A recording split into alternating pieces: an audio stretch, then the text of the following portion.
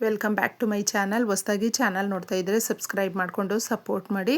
ಸಚ್ಚಿದಾನಂದ ಸಾಯಿನಾಥ್ಗೆ ನಮಸ್ಕಾರ ಮಾಡುತ್ತಾ ಸಾಯಿನಾಥರ ಅನುಗ್ರಹ ಎಲ್ಲರ ಮೇಲೂ ಇರಲಿ ಅಂತ ವಿಡಿಯೋ ಪ್ರಾರಂಭ ಮಾಡ್ತಾ ಇದ್ದೀನಿ. ಸ್ನೇಹಿತರೆ, ತುಂಬ ವಿಶೇಷವಾಗಿ ಶನಿವಾರ 28ನೇ ತಾರೀಕು ನಮಗೆ ತುಂಬ ಅದ್ಭುತಗಳನ್ನು ಸೃಷ್ಟಿ ಮಾಡುವಂಥ ಹಾಗೂ ಪ್ರಕೃತಿಯಲ್ಲಿ ಅಗಾಧವಾದಂಥ ಶಕ್ತಿ ಇರುವಂಥ ದಿನ ಅಂತ ಹೇಳಬಹುದು. ಯಾಕಂದರೆ ಗ್ರಹಗಳು ಸಮ್ಮಿಲನ ಆಗುವಂಥ ಈ ದಿನ ನಾವು ಏನೇ ಕೋರಿಕೆಗಳಿದ್ದರೂ ಏನೇ ಸಮಸ್ಯೆಗಳಿದ್ದರೂ ಹೇಳಿಕೊಂಡು ಈ ಪರಿಹಾರಗಳನ್ನು ಮಾಡಿಕೊಂಡಾಗ, ಮುಖ್ಯವಾಗಿ ನಂಬಿಕೆ ಇಟ್ಟು ನಾವು ಮಾಡಿಕೊಂಡು ನಮ್ಮ ಮನಸ್ಸಿನ ಕೋರಿಕೆಗಳನ್ನು ನೆರವೇರಿಸ್ಕೊಳ್ಳೋದಕ್ಕೆ ಅದ್ಭುತವಾದ ದಿನ ಅಂತ ಹೇಳ್ತೀನಿ. ಇದನ್ನು ನೀವು ಸಂಧ್ಯಾ ಸಮಯದಲ್ಲಿ ಮಾಡ್ಕೊಳ್ಳಿ. ಸಂಧ್ಯಾ ಸಮಯ ಅನ್ನುವಂಥದ್ದು ಪ್ರಕೃತಿಯಲ್ಲಿ ಅಗಾಧವಾದಂಥ ಶಕ್ತಿಯನ್ನು ಕೂಡಿರುವಂಥ ದಿನ. ಯಾಕಂದರೆ ಶ್ರೀ ಮಹಾವಿಷ್ಣು ಸಮೇತ ಲಕ್ಷ್ಮೀದೇವಿ ಭೂಲೋಕಕ್ಕೆ ಸಂಚರಿಸಲು ಬರುವಂಥ ಒಂದು ಸಮಯ ಅಂತ ಹೇಳಬಹುದು.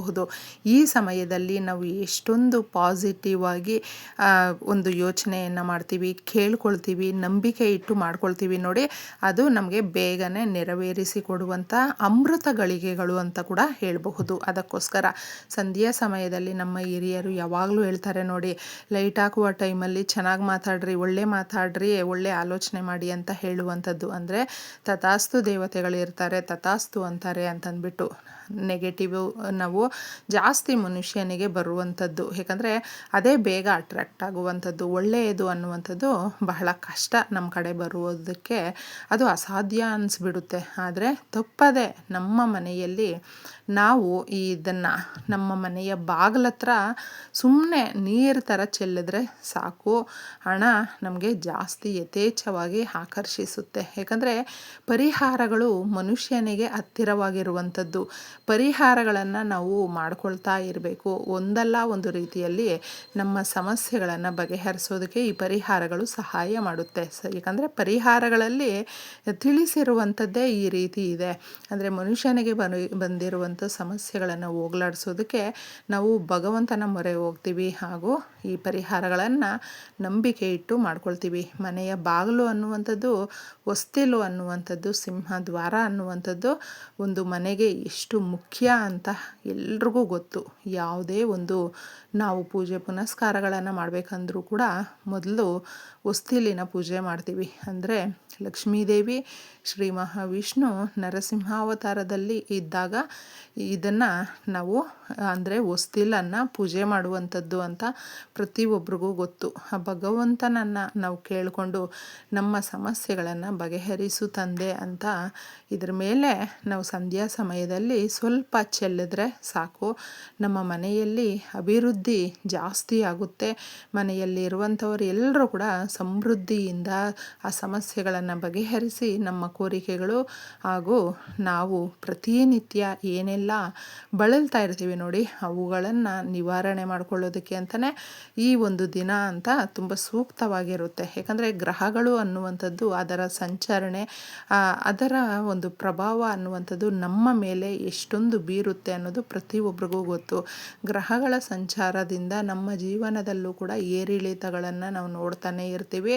ಒಳ್ಳೆಯ ಸಮಯ ಅನ್ನೋದು ನಮಗೂ ಕೂಡ ಬೇಕಾಗಿದೆ ಅಂತ ನಾವು ಕೇಳಿಕೊಂಡಾಗ ನಮ್ಮ ಮನೆಯಲ್ಲಿ ಎಲ್ಲರ ಮನೆಯಲ್ಲೂ ಕೂಡ ಹಾಲು ಅನ್ನೋದು ನಾವು ಇದ್ದೇ ಇರುತ್ತೆ. ಮನೆಯಲ್ಲಿ ನೀವು ಕಾಯಿಸಿದಂಥದ್ದಾಗಿರಬಹುದು ಅಥವಾ ಹಸಿ ಹಾಲನ್ನಾದರೂ ತಗೊಳ್ಳಿ, ತೊಂದರೆ ಇಲ್ಲ. ಈ ಹಾಲನ್ನು, ಹಸಿ ಹಾಲನ್ನು ಒಂದು 2 ಸ್ಪೂನಷ್ಟು ಸಾಕು. ಹಾಲು ಅನ್ನುವಂಥದ್ದು ಲಕ್ಷ್ಮೀದೇವಿಯ ಸಂಕೇತ ಅಂತ ಹೇಳ್ತೀವಿ. ನಮ್ಮ ಮನೆ ಸಮೃದ್ಧಿಯಿಂದ ಅಭಿವೃದ್ಧಿಯ ದಾರಿ ಹಿಡಿಯೋದಕ್ಕೆ ಇದು ತುಂಬಾ ಸಹಾಯ ಮಾಡುತ್ತೆ. ಇದಕ್ಕೆ ಸ್ವಲ್ಪ ನಾವು ಕಲ್ಲುಪ್ಪನ್ನು ಯಾಕೆ ಹಾಕಬೇಕು ಅಂತ ಹೇಳಿದ್ರೆ, ನೆಗೆಟಿವ್ ಎನರ್ಜಿಯನ್ನು, ದುಡ್ಡು ಕಾಸಿನ ಸಮಸ್ಯೆಗಳನ್ನು, ನಮ್ಮ ಸುತ್ತಮುತ್ತ ನಮ್ಮ ವಾತಾವರಣ, ನಮ್ಮ ಮನೆಯ ಮೇಲೆ ಬಿದ್ದಿರುವ ಕೆಟ್ಟ ದೃಷ್ಟಿಯನ್ನು ಎಲ್ಲವೂ ಹೇಳ್ಕೊಳ್ಳೋದಕ್ಕೆ ಇದು ಸಹಾಯ ಮಾಡುತ್ತೆ. ಮನುಷ್ಯನಿಗೆ ಬಹಳ ದೊಡ್ಡ ಸಮಸ್ಯೆ ಅಂದರೆ ನರದೃಷ್ಟಿ. ಆ ನರದೃಷ್ಟಿ ಏನಾದರೂ ಇವರು ಎಷ್ಟು ಆ್ಯಕ್ಟಿವ್ ಆಗಿದ್ದಾರೆ, ಎಷ್ಟು ಆರೋಗ್ಯವಾಗಿದ್ದಾರೆ, ಎಷ್ಟು ಚೆನ್ನಾಗಿ ನಗಿತಾರೆ, ಎಷ್ಟು ಚೆನ್ನಾಗಿ ಸ್ಮೈಲು, ಇವ್ರಿಗೆ ಎಷ್ಟು ಒಳ್ಳೆ ಕೆಲಸ ಇದೆ, ಈ ರೀತಿ ಏನಾದರೂ ಹೇಳಿದ್ರೆ ನೋಡಿ ನಾವು ಮಾರನೇ ದಿನದಿಂದನೇ ಸ್ವಲ್ಪ ಕುಗ್ಗೋಗೋದಕ್ಕೆ ಪ್ರಾರಂಭ ಮಾಡ್ತೀವಿ. ನಾವು ಏನಾದರೂ ಅನ್ಯೂನ್ಯವಾಗಿ ಒಂದು ಸಂಬಂಧದಲ್ಲಿದ್ದೀವಿ ಅಂತ ಹೇಳಿದ್ರೆ ನಾವು ಆ ಥರ ಇಲ್ಲ. ನಮ್ಮ ಮನೆಯಲ್ಲಿ ಯಾವಾಗಲೂ ಜಗಳ. ಅವ್ರು ನೋಡು ಗಂಡ ಹೆಂಡತಿ ಎಷ್ಟು ಚೆನ್ನಾಗಿದ್ದಾರೆ, ತಂದೆ ತಾಯಿ ಎಷ್ಟು ಚೆನ್ನಾಗಿದ್ದಾರೆ, ಮಕ್ಕಳು ಪೇರೆಂಟ್ಸ್ ಎಷ್ಟು ಚೆನ್ನಾಗಿದ್ದಾರೆ, ಆ ಥರ ಭಾಗ್ಯ ನಮಗಿಲ್ಲ ಅಂತಂದ್ಬಿಟ್ಟು ನಾವುಗಳೇ ಮಾತಾಡ್ಕೊಳ್ತೀವಿ ನೋಡಿ. ಆ ಥರ ಆ ದೃಷ್ಟಿ ಅನ್ನುವಂಥದ್ದು ನಮ್ಮ ಮನೆ ಮೇಲೆ ಎಷ್ಟು ಬಿದ್ದಿರುತ್ತೋ ನಮಗೆ ಗೊತ್ತೇ ಆಗೋದಿಲ್ಲ. ಅದು ಯಾವ ರೀತಿ ಸೂಚನೆ ಕೊಡುತ್ತೆ ಅಂತ ಹೇಳಿದ್ರೆ, ನಾವು ನಮ್ಮ ಮನೆಯಲ್ಲಿದ್ದಾಗ ನಮ್ಮ ಮನೆಯ ಸದಸ್ಯರನ್ನು ಕಂಡ್ರೆ ನಮಗಾಗೋದಿಲ್ಲ. ಬೈಕೊಳ್ತಾ ಇರ್ತೀವಿ, ಅವರು ಹೇಳೋ ಮಾತುಗಳು ನಮ್ಗೆ ಅಡ್ಜಸ್ಟೇ ಆಗೋದಿಲ್ಲ, ಕಿರಿಕಿರಿ ಆಗ್ತಾ ಇರುತ್ತೆ. ಇವ್ರು ಏನೋ ಒಂದು ಹೇಳ್ತಾರೆ ಅಂತಂದ್ಬಿಟ್ಟು ಸುಖ ಸುಮ್ಮನೆ ನಮಗೇನೆ ಗೊತ್ತಿಲ್ಲದೆ ಜಗಳ ಮಾಡ್ಕೊಳ್ತೀವಿ. ಅವ್ರ ಹತ್ರ ನಾವು ಅಡ್ಜಸ್ಟ್ಮೆಂಟ್ ಮಾಡ್ಕೊಳ್ಳೋಕ್ಕೆ ಹೋಗೋದಿಲ್ಲ. ಪ್ರತಿನಿತ್ಯ ಅವರು ಏನೋ ಹೇಳಿದ್ರೆ ನಾವು ಏನೋ ಮಾಡ್ತೀವಿ. ಈ ಥರ ಮನೆಯಲ್ಲೇ ನಮಗೆ ಒಂಥರ ಬಿರುಕು ಮೂಡಿಬಿಡುತ್ತೆ. ನಾವು ಒಗ್ಗಟ್ಟಾಗಿ ಇರೋದೇ ಇಲ್ಲ. ಅದರಿಂದ ತುಂಬಾ ನಮಗೆ ಆರೋಗ್ಯದ ಮೇಲೆ, ಹಣಕಾಸಿನ ಮೇಲೆ, ನಮ್ಮ ಸಂಸಾರದ ಮೇಲೆ, ಪ್ರತಿಯೊಂದರ ಮೇಲೂ ಕೂಡ ನೆಗೆಟಿವ್ ಎನರ್ಜಿ ಅನ್ನುವಂಥದ್ದು ಜಾಸ್ತಿ ಆದಾಗ ಈ ಥರ ಸಮಸ್ಯೆಗಳನ್ನು ನಾವು ಎದುರಿಸ್ತಾನೇ ಇರ್ತೀವಿ. ಅದಕ್ಕೋಸ್ಕರ ಇದನ್ನು ನಾವು ಹೊಸ್ತಿಲಿನ ಮೇಲೆ ಚೆಲ್ಲಿದ್ರೆ ನಮಗೆ ಇಷ್ಟೆಲ್ಲ ಕೂಡ ಒಳ್ಳೆಯದಾಗುತ್ತಾ ಅನ್ನುವಂಥ ಡೌಟು ಸಾಕಷ್ಟು ಜನಕ್ಕೆ ಬರಬಹುದು. ತಪ್ಪದೆ ನೆಗೆಟಿವ್ ಎನರ್ಜಿಯನ್ನು ಎಳೆದು ಬಿಸಾಕುತ್ತೆ.